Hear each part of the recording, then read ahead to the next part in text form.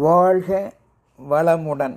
பேராசிரியர் டாக்டர் துரை லோகநாதனின் வினாவிடை தத்துவச் சிறுகதைகளாம் அமுதச்சுடர் சேனலின் சார்பான வணக்கங்கள். என் கதைகள் பல வெளிவர உதவிடும் யூடியூப் நிறுவனத்தார்க்கும் டிவி சேனலுக்கும் இன்ஸ்டாகிராமிற்கும் வாழ்த்துக்களும் வணக்கங்களும். என் கதைகளுக்கு நாளுக்கு நாள் அமோக ஆதரவு தந்து சப்ஸ்கிரைப் செய்து வருகின்ற ரசிக பெருமக்களையும் வாழ்த்தியும் வணங்கியும் மகிழ்கின்றேன். இன்றைய சிந்தனைக்குரிய சிறுகதையானது விடாப்பிடியாம் தொடர்கோபத்தின் விளைவு காண்போம். ஓர் ஊரில் நடந்த நிகழ்ச்சிதான் இக்கதை. இக்கதையின் போக்கானது ஒருவரை நமக்கு பிடிக்கின்றதோ பிடிக்கவில்லையோ, ஆனால் வெளிப்படையாய் அவரிடத்து கோபம் கொள்ளாமல் நகர்ந்து செல்வதே நல்லது. வீண் பிடிவாதமாய் அப்பாவி ஒருவர் மீது தன் கோபத்தை தொடர்ந்து செலுத்தினால் ஏற்படும் விளைவைதான் இக்கதை காட்டுகிறது. அன்று சனிக்கிழமை நண்பர்கள் இருவர் பேசிக்கொண்டே தங்கள் வீட்டின் தெருவருகே வந்து கொண்டிருந்தனர். அப்போது அருகில் உள்ள தெருவில் ஒருவரை கைது செய்து காவலர்கள் தங்கள் ஜீப்பில் ஏற்றி கொண்டிருந்தனர். அதை கண்ட நண்பர்களான ஜெகுவும் கோபுவும் திகைத்து வேதனைப்பட்டு மலைத்து போய் உற்று பார்த்து அங்கேயே நின்று விட்டனர். அப்போது ஜெகு, ஏம்பா கோபு, நம் வீராசாமி தானே அவர்? ஆமாம்பா ஜெகு, விடாகண்டன் கொடாகண்டனாகிய அவனைத்தான் இன்று ஜீப்பில் கைது செய்து ஏற்றிக்கொண்டிருக்கின்றனர். அவனோ தான் நினைத்ததுதான் சரி என்று நம்பக்கூடியவன். எவரையும் எளிதில் மன்னிக்கக்கூடிய குணம் இல்லாதவன். எவரும் இவனது செயலால் தன்னைத்தான் முறைக்கின்றார்கள், தன்னைத்தான் பற்றி பேசுகின்றார்கள் என்றெல்லாம் பிறர் சொல்வதை அப்படியே நம்பி முரட்டுத்தனமாய் வாழ கற்றுக்கொண்டான் இந்த முரட்டு வாலிபன். இப்பொழுது அவனை தன்வினை தன்னையே சுடும் என்ற நிலைக்கு இன்று அவனை ஆளாக்கிவிட்டது. அப்படித்தான் கருதுகிறேன். என்னப்பா சொல்கிறாய் கோபு? ஆமாம் ஜெகு, இன்றைக்கு அவனுக்கு என்ன நேர்ந்தது என்று தெரியவில்லை. இருந்தாலும் நீ கேட்பதால் எனக்கு தெரிந்த விவரத்தை கூறுகிறேன். சொல்கிறேன் கேள் ஜெகு. முன்பு ஒரு முறை இப்படித்தான் அந்த வீராசாமிக்கு நிலை ஏற்பட்டது. அவனது எதிர்வீட்டு தனசேகரனை கண்டால் இவனுக்கு பிடிக்காது. அவன் கண்பட்டால் குற்றம், கால்பட்டால் குற்றம் என்று கருதக்கூடியவனாய் வாழ்ந்து வந்தான் வீராசாமி. தனசேகரன் என்பவன்தான் தனது வாழ்நாள் செயல் முழுவதையும் அறிந்தவன் என்று நம்பினான் வீராசாமி. காரணம், வீராசாமியிடம் தனசேகரன் இயல்பாய் சூதுவாது அறியாது சிலவற்றை முன்பு கேட்டு தெரிந்து கொள்வான். அப்படி இருந்தமையால் அவன் மீது ஒரு சந்தேகம் ஏற்பட்டது வீராசாமிக்கு.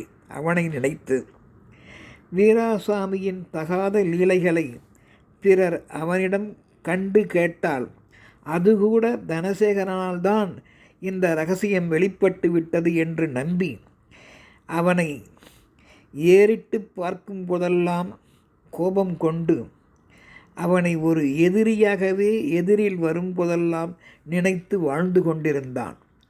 இவனது வீண் விடாப்பிடி தொடர்கோபத்தின் விளைவுதான் இன்று இவனை இப்படி ஆக்கிவிட்டது என்று கருதுகிறேன். தனசேகரனை கண்டாலே வீராசாமிக்கு பிடிக்காது.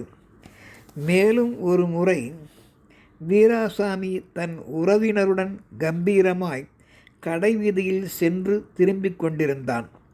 அப்பொழுது வீராசாமியின் எதிரே இயல்பாய் தனசேகரன் வந்து கொண்டிருந்தான், நடை வேகமாக. அப்போது தற்செயலாய் தனசேகரின் காலில் இருந்த செருப்பின் வார் அறுந்துவிட்டதை உணர்ந்த தனசேகரன் அவன் உடனே குனிந்து அச்செருப்பினை கால் செருப்பினை கையால் எடுத்து ரோட்டில் நின்றபடி கையால் எடுத்து பார்த்து கொண்டிருந்தான். வார் அருந்து போனதையும் கண்ட அவன் அந்த செருப்பை கையில் பிடித்தபடி நிமிர்ந்து பார்த்தான். அவனது போதாத வேலை. அப்போது வீராசாமி அவனது அருகில் வந்து இவனது செயலை கண்டு மிகுந்த கோபம் கொண்டு தனசேகரன் தன்னை பிடிக்காமல்தான் என் முகத்து அருகே செருப்பை கழற்றி காட்டுகிறான் என்ற நினைத்து வீராசாமி பொங்கி வரும் தன் கோபத்தை உறவினர் முன்னிலையில் அடக்கி கொண்டு ஒன்றும் சொல்லாமல் தனசேகரனை முறைத்தபடியே திரும்பி திரும்பி பார்த்து சென்று கொண்டு இருந்தான் அவன் வீட்டிற்கு. மீண்டும் ஒரு முறை எப்படித்தான் ஒருவரது கல்யாண வீட்டிலிருந்து சாப்பிட்டு விட்டு வெளியேறி கொண்டிருந்தான் வீராசாமி. அப்போது அதே கல்யாண வீட்டை நோக்கி கர்மாவின் விளைவால் தனசேகரன் வந்து கொண்டிருந்தான் என்றே சொல்ல வேண்டும். வீராசாமி எதிரே வருவதை தனசேகரன் உண்மையில் கவனிக்கவில்லை. அப்போது எதிர்பாராத விதமாக தனசேகரன் வாயிலும் மூக்கிலும் பறந்த சில கொசுக்கள் நுழைந்து விட்டன. அவனை படாத பாடுபடுத்தின. செய்வது அறியாது மூக்கை சிந்தி வாயால் எச்சிலை சப்தமாக காரி காரி துப்பினான் எதிரே. அதை உணராத வீராசாமி இன்று என் முகம் நோக்கியே காரி துப்பும் அளவிற்கு ஆளாகிவிட்டானா இவனை விடக்கூடாது. அன்று என்னவென்றால் அன்றோ அவன் செருப்பை எடுத்து என் முன் காட்டுகிறான். இவனை விட்டு வைக்கக்கூடாது என்ற கோபம் பொங்கி எழ தனசேகரனை அங்கிருந்த இடையில் கிடந்த அந்த கட்டை ஒன்றால் எடுத்து அவனை தாக்கி கீழே விழச் செய்து விட்டான் வீராசாமி. ஆத்திரக்காரனுக்கு புத்தி மட்டு என்றுதான் சொல்ல வேண்டும். மண்டையில் அடிபட்டதால் தனசேகரின் உயிர் பலர் முன்னிலையில் பதறிப்போய் துடிதுடித்து பிரிந்து விட்டது. அப்பொழுதே ஒரு முறை போலீஸ்காரர்களால் கைது செய்து தண்டனையை ஏற்றவன்தான் இந்த வீராசாமி. எப்படியோ அதை சரி செய்து முட்டாள் எண்ணத்துடன் வாழ்ந்து கொண்டிருந்தான் வீராசாமி. ஆனால் இன்று என்ன நடந்தது என்று தெரியவில்லை. வீண் கோபம், தொடர் கோபம் அவனை இந்த நிலைக்கு ஆளாக்கி விட்டதோ என்றுதான் எனக்கு தோன்றுகிறது. இப்பொழுது இன்று மீண்டும் தனது வீண் கோபத்தால் யாரையாவது பழி வாங்கி இருப்பான் போல் தெரிகிறது என்று பேசிக்கொண்டே சென்றனர். இந்நிகழ்ச்சி வழி நாம் அறிய வேண்டியது வீராசாமி போன்றவர்களின் பழக்க வழக்கத்தை கூட நல்லவர் எடுத்துரைத்தால் மாற்றிவிடலாம். ஆனால் அவனது பிறவி குணத்தை யார் மாற்ற முடியும் என்பதை அறிந்து தனசேகரன் போன்றவர்கள் வீராசாமி போன்றவர்களிடம் தனக்கு பிடித்தாலும் பிடிக்காவிட்டாலும் நட்பு உடையவர்கள் போல வாழ்நாளில் நடிக்கவாவது கற்றுக்கொண்டால்தான் இத்தகு தீங்கு நேர வாய்ப்பு ஏற்படாது என்பதை அறிய வேண்டும். ஒருவரை பிடித்தாலும் பிடிக்காவிட்டாலும் முகத்திற்கு முன்பு நற்செயலையும் புன்சிரிப்பையும் காட்டி வாழ்வதே எச்சரிக்கை.